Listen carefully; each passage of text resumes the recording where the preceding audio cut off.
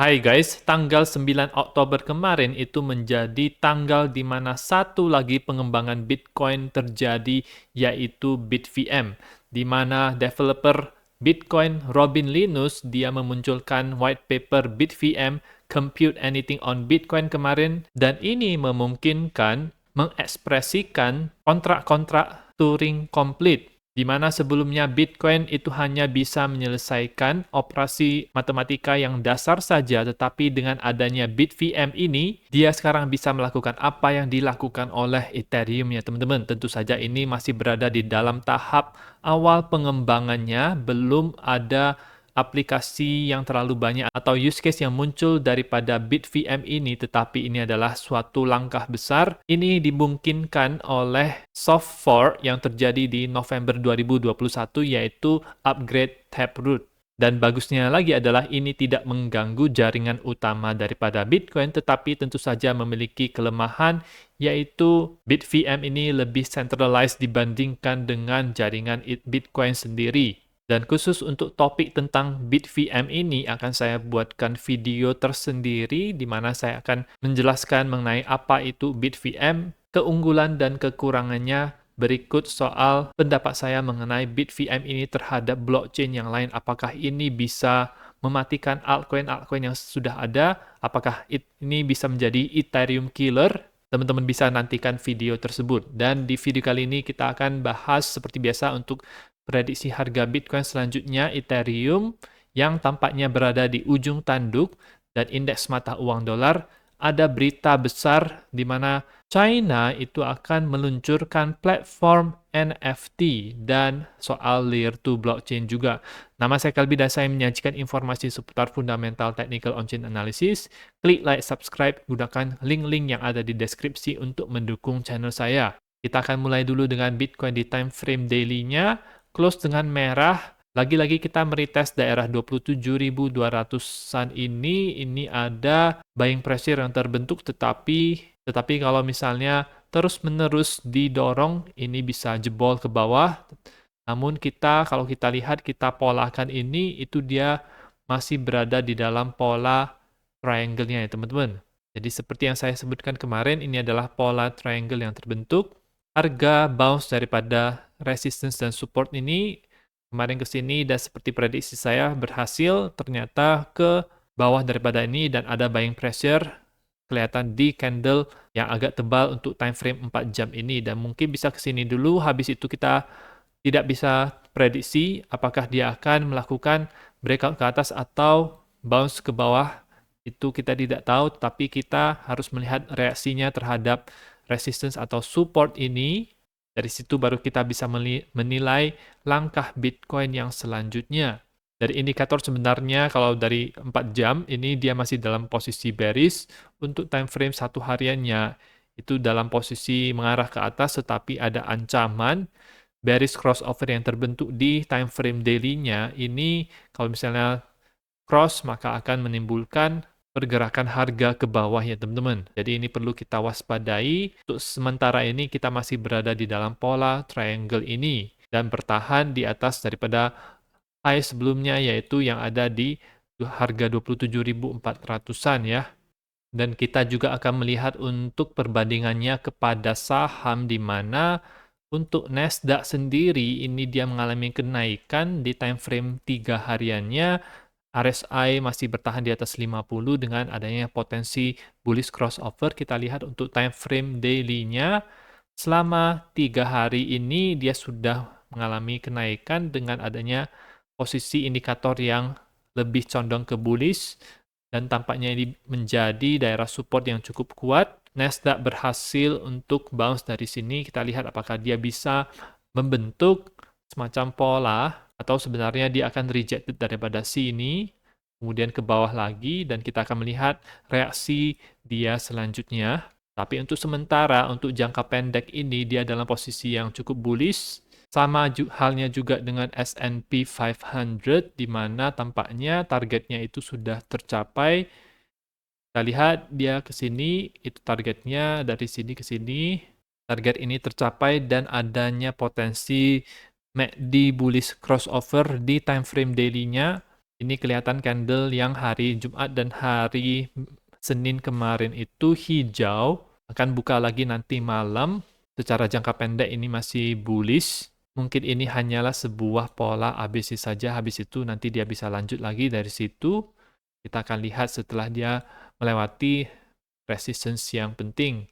Sementara itu, harga Ethereum sendiri itu sekarang berada di ujung tanduk, pas berada di garis support ini sempat tembus ke bawah, di time frame 4 jamnya ini sempat tembus ke bawah, tetapi tidak close daripada garis support yang sangat penting ini.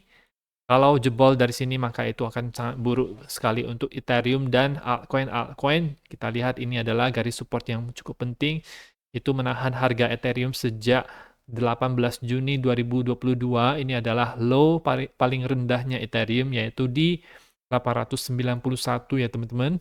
Dari MACD-nya ini ada bullish crossover, dan tampaknya bisa berubah menjadi hijau meskipun momentumnya itu melemah di daerah sini. Harus ada semacam candle hariannya yang close dengan cukup baik, cukup tebal, sehingga untuk sementara breakdown itu bisa dihindari. Tapi kita lihat di time frame 4 jamnya ini tidak terlalu kelihatan. Di time frame 1 jamnya hanya sideways saja di sini. Tampaknya dia cukup respect terhadap garis ini ya teman-teman. Jadi kita harus waspada. Dan sementara itu, indeks mata uang dolar masih mengalami penurunan sudah 4 hari berturut-turut dari hari Rabu sampai kemarin close-nya itu merah.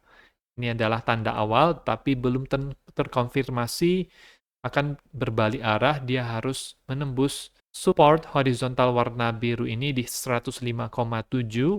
Belum mencapainya, bahkan sebenarnya di sini ada bullish divergence yang terbentuk ya teman-teman di RSI-nya itu.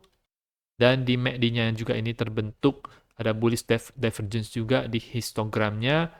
Jadi mungkin masih bisa naik.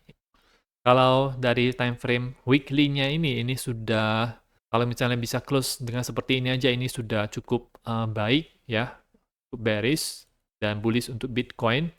Karena ada 2 week yang cukup panjang seperti ini, menandakan adanya selling pressure ketika indeks mata uang dolar itu berusaha untuk naik.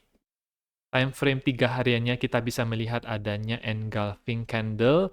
Ini lebih tebal dibandingkan dengan green candle sebelumnya. Jadi ini adalah tanda awalnya ya teman-teman.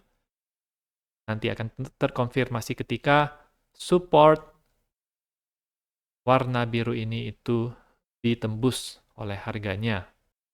Dan sekarang kita akan melihat untuk berita yang cukup baik ini menambah lagi adopsi kripto khususnya di bidang NFT. Surat kabar yang dimiliki oleh pemerintah China itu berencana untuk meluncing platform NFT. Namanya adalah China Daily, sebuah surat kabar berbahasa Inggris yang dimiliki oleh Partai Komunis China. Ingin membuat metaverse mereka sendiri dan platform NFT ya. Jadi kita lihat 2 kata kunci ini, metaverse dan NFT. Kedua hal tersebut tidak mati, tetapi itu adalah kemarin adalah tahapan awal hype suatu use case di dalam crypto, sama seperti ordinals, sama seperti DeFi. Nah, pengumuman yang terbarunya, China Daily ini akan memberikan penghargaan 2,8 juta yuan atau setara dengan hampir 400 ribu dolar kepada kontraktor pihak ketiga yang bisa mendesain platform NFT sesuai dengan spesifikasi budget mereka. Boleh luar negeri, boleh perusahaan di China. Jaringan yang dipakai itu harus bisa menghandle 10.000 transaksi per detik. Jadi ini cukup gede ya teman-teman, sangat gede sekali. Mereka punya waktu sampai 17 Oktober untuk memberikan aplikasi dan desain mereka di dalam waktu 3 bulan selanjutnya dengan bertujuan untuk menyebarkan pengaruh daripada peradaban China melalui hal-hal seperti metaverse, virtual reality, augmented reality, mixed reality, blockchain, NFT, big data, cloud computing, dan teknologi-teknologi yang lainnya. Dan mereka dengan sangat gamblang menyebutkan metaverse, NFT, VR, AR, dan hal-hal tersebut tentu saja berkaitan dengan kripto ya teman-teman. Kita lihat apa yang mereka lakukan, bukan kita lihat apa yang mereka katakan. Inilah yang mereka lakukan. Mereka berupaya untuk menggunakan teknologi-teknologi ini dan dari apa yang mereka lakukan menunjukkan kalau narasi-narasi seperti NFT, Metaverse, Play to Earn itu tidak mati ya teman-teman, tetapi sedang berada di tahapan di mana orang-orang itu lagi tidak ingin karena kondisi harga yang tidak sesuai dengan harapan kita. 2024 akan menjadi tahun yang besar untuk kripto. Dan soal masa depan kripto, di mana ada laporan daripada Messari, blockchain layer 2 itu yang menghasilkan transaksi Ethereum terbanyak ya. Di mana ketika ini digabung, layer 2 Ethereum itu menyumbang 61% dari semua transaksi yang ada di kuartal ketiga. Kita sekarang sudah memasuki kuartal keempat di bulan Oktober, jadi mereka sudah bisa ada laporannya. Dan ini juga didukung dari platform sosial Friendtech yang ada di jaringan Base, di mana orang-orang itu bisa membeli token Friendtech orang lain. Data menunjukkan kalau untuk use case seperti inilah layer 2 itu yang paling cocok. Dan untuk kegiatan-kegiatan seperti yang dilakukan oleh kita sehari-hari, seperti main sosmed, main game, menggunakan platform yang lainnya, ya yang paling cocok itu ya pakai layer 2 ya, bukan Ethereum mainnet atau jaringan Bitcoin. Ketika orang-orang sudah mulai menyadari kalau use case daripada layer 2 ini sangat besar sekali, lihat saja contohnya Friendtech, maka layer 2 itu akan booming ya. Koin-koin layer 2 apa saja? Ada Arbitrum, ada Optimism, ada Mantle, ada Metis, ada banyak sekali. Nanti akan juga muncul berbagai koin layer 2 yang bagus untuk meramaikan suasana, dan layer 2 season itu juga bisa terjadi, teman-teman. Sama seperti yang terjadi di tahun 2021, layer 1 season. Nah, itu saja untuk informasi pada video kali ini. Semoga bermanfaat. Teman-teman bisa dukung channel saya dengan mengklik like, subscribe, gunakan link-link yang ada di deskripsi, dan nantikan video saya selanjutnya.